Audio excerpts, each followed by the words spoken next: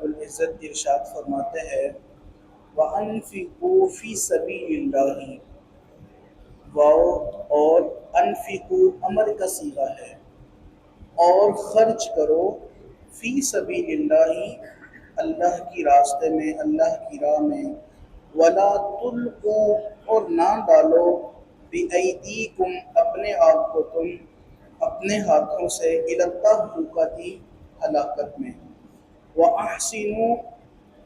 اور نیکی کرو، بھلائی کرو، ان اللہ بے شک اللہ یحب پسند فرماتا ہے، اللہ محبت فرماتا ہے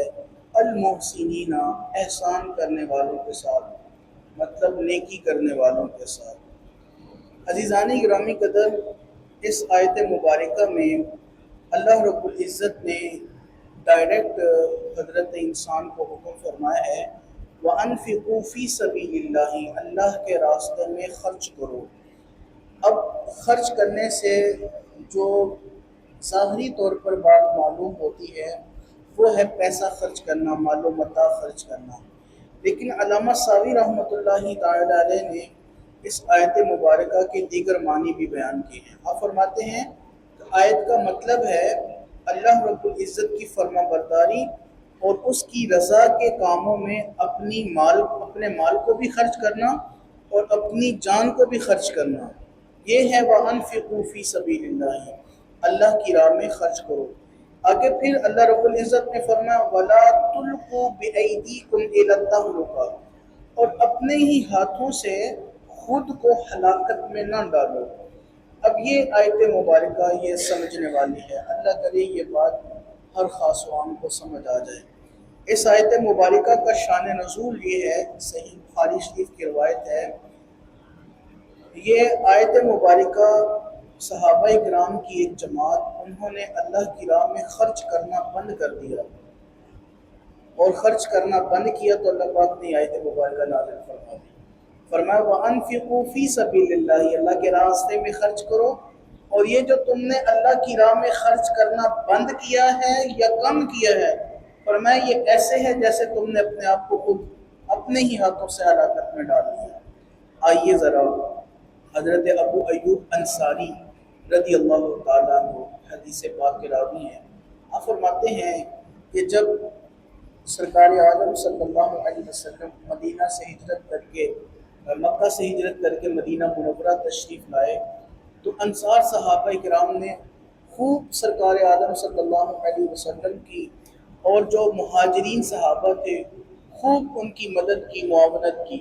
سارے سلسلے کی یہ روایات موجود ہیں۔ کہتے ہیں کہ پھر چند عرصہ گزرا، چند سال گزرے، اب دیکھا کہ جو مہاجر صحابہ تھے اللہ رب العزت نے ان کو شان و شوکت عطا فرمائی اور اسلام کی معاونت کا سلسلہ بڑھ گیا،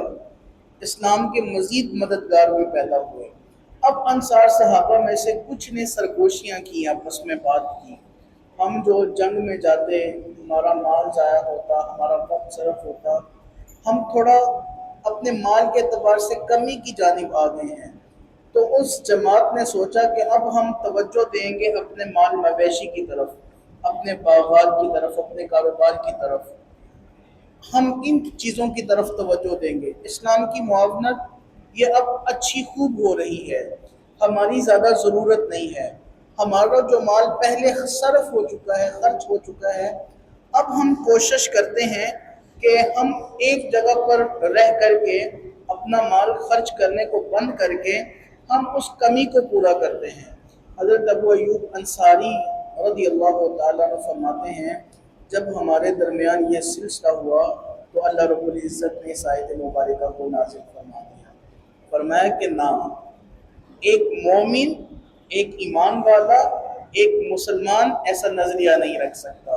اور پھر اللہ رب العزت نے حکم کا صیغہ، امر کا صیغہ ارشاد فرمایا، ورنہ نہ، اپنے ہاتھ کو نہیں روکنا، وَأَنفِقُوا فِي سَبِيلِ اللَّهِ اللہ کی راہ میں خرچ کرو، وَلَا تُلْقُوا بِأَيْدِيَكُمْ إِلَى التَّهْلُكَةِ اور اپنے ہی آپ کو اپنے ہی ہاتھوں سے ہلاکت میں مت ڈالو، کہ جو تم اللہ کی راہ میں نیکی کے کاموں میں خرچ کر رہے تھے اب روک لیا ہے،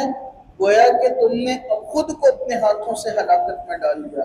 فرمایا کہ نہ اپنے ہاتھوں سے خود کو ہلاکت میں نہ ڈالو، اور فرمایا وَأَحْسِنُوا، اور نیکی کرو، ان اللہ یحب المحسنین، بے شک اللہ تو محبت فرماتا ہے نیکی کرنے والوں کے ساتھ، اللہ تو پسند کرتا ہے نیکی کرنے والوں کو۔ یہ آیت مبارکہ جو ہے یہ ہمارے لیے بڑا قیمتی اثاثہ ہے، یہ ہمارے لیے بڑے خوبصورت موتی ہیں۔ اللہ کرے یہ بات ہر خاص و عام کو سمجھ آ جائے۔ جب تک ہمارا ہاتھ رکتا نہیں ہے اللہ کی راہ میں خیرات کے لیے، یہ ہاتھ چلتا رہتا ہے، تو باری تعالیٰ کی بارگاہ سے بھی رحمتوں کا نزول ہوتا رہتا ہے۔ جب انسان تصور کرتا ہے کہ نہیں میں دے رہا ہوں، مال میں کمی آ رہی ہے، مال رک رہا ہے، تو پھر باری تعالیٰ کی جانب سے بھی مال رک جاتا ہے۔ یاد رکھیے یہ بات بارہا بار میں عرض کر چکا ہوں، جو انسان مال کماتا ہے اس مال پر اکیلا اس کا حق نہیں ہے، اللہ کے رسول کا حق ہے، دین کا حق ہے، اور دینداروں کا بھی حق ہے۔ ہمارے پڑوسی، ہمارے ماں باپ، ہمارے بہن بھائی، ہمارے والدین عزیز و اقربا، وہ سب حقوق رکھتے ہیں ہمارے ساتھ۔ تو یہ فقط یہی بات گمان کرنا کہ یہ جو میں نے کمایا ہے یہ فقط میرا ہی ہے اور میں ہی اس پر مداخلت اختیار کروں، تو یہ بھی باطل چیز ہے، یہ کوئی نظریہ درست نظریہ نہیں ہے۔ ایک صحابی رسول سرکار عالم صلی اللہ علیہ وبارک وسلم کی بارگاہ میں حاضر ہوئے اور عرض کی یا رسول اللہ علیہ وسلم، میں اپنے بھائی کی شکایت لے کر کے آیا ہوں، میرا فلاں بھائی ہے، یا رسول اللہ وہ جوان ہے لیکن کماتا کچھ نہیں ہے، علم دین سیکھنے میں مصروف رہتا ہے، مجھے بھی اس کا خرچہ اٹھانا پڑتا ہے، یا رسول اللہ کیا کروں، میرے بھی تو بیوی بچے ہیں، میرے بھی اخراجات ہیں۔ آج کل کا نوجوان بھی یہ دعویٰ کرتا ہے، اور وہ ماں باپ جو 10-12 بیٹوں کو پال لیتے ہیں، پھر ایک ہی بیٹا کھڑا ہو کر کہتا ہے ساڈے بھی تے بیوی بچے نے نا، اسی بھی تے زندگی گزارنی ہے، ساڈا بھی تے لائف سٹائل ہے نا، ساڈی بھی تے کوئی پرائیویسی آ، اسی اپنے والدین نال نہیں رکھنا، ہم ان کے اخراجات افورڈ نہیں کر سکتے۔ یا رسول اللہ علیہ وسلم اب میرے بیوی بچے ہیں، میں کیسے اس کا خرچہ افورڈ کروں؟ نبی پاک صلی اللہ علیہ وبارک وسلم نے ارشاد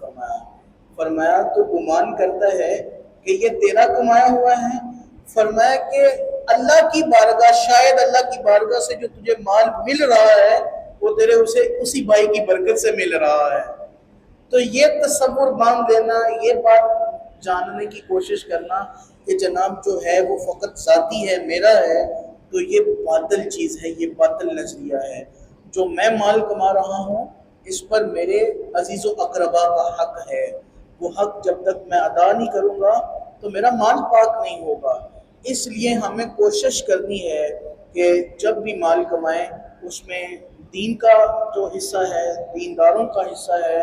عزیز و اقربا کا حصہ ہے، وہ ادا کرتے رہیں۔ اسلام نے جبر نہیں کیا، اسلام نے کسی کو سختی نہیں کی کسی پر۔ اگر ایسی حیثیت رکھتا ہے کہ وہ مال بانٹے تو پھر بانٹنے کی کوشش کرے، جو بانٹے گا اللہ اور دے گا۔ اگر نہیں ہے، ظاہری اسباب اور ظاہری حالات ہر صاحب کے ایک جیسے نہیں ہوتے، لیکن وہ نیت رکھے، وہ نیت رکھے۔ میرے مصطفیٰ صلی اللہ علیہ وسلم نے ارشاد فرمایا مومن کی نیت اس کے عمل سے بھی بہتر ہے، وہ نیت رکھے اے باری تعالیٰ تو مجھے مال کی کثرت عطا فرما، میں تیری راہ میں خرچ کروں گا، اور میں یہ بڑے دعوے سے کہتا ہوں اللہ اسے بھی خرچ کرنے کا ثواب عطا فرمائے گا۔ تو یہ بہت ضروری چیزیں ہیں، اللہ کرے یہ باتیں ہمیں رسول اللہ صلی اللہ علیہ وسلم کی سیرت طیبہ سے حاصل ہوں اور ہم صحیح معنوں میں اپنی زندگی کو دین کے مطابق، دین کے احکام کے مطابق گزاریں۔ اللہ کریم آپ کا اور مجھ آخر کا حامی و ناصر ہو۔ خالق کائنات ہمیں دل سے قرآن مجید کو پڑھنے، پڑھ کر سمجھنے اور پھر سمجھ کر عمل کرنے کی بھی توفیق عطا فرمائے۔ آمین بجاہ طٰہٰ و یاسین۔ الصلاۃ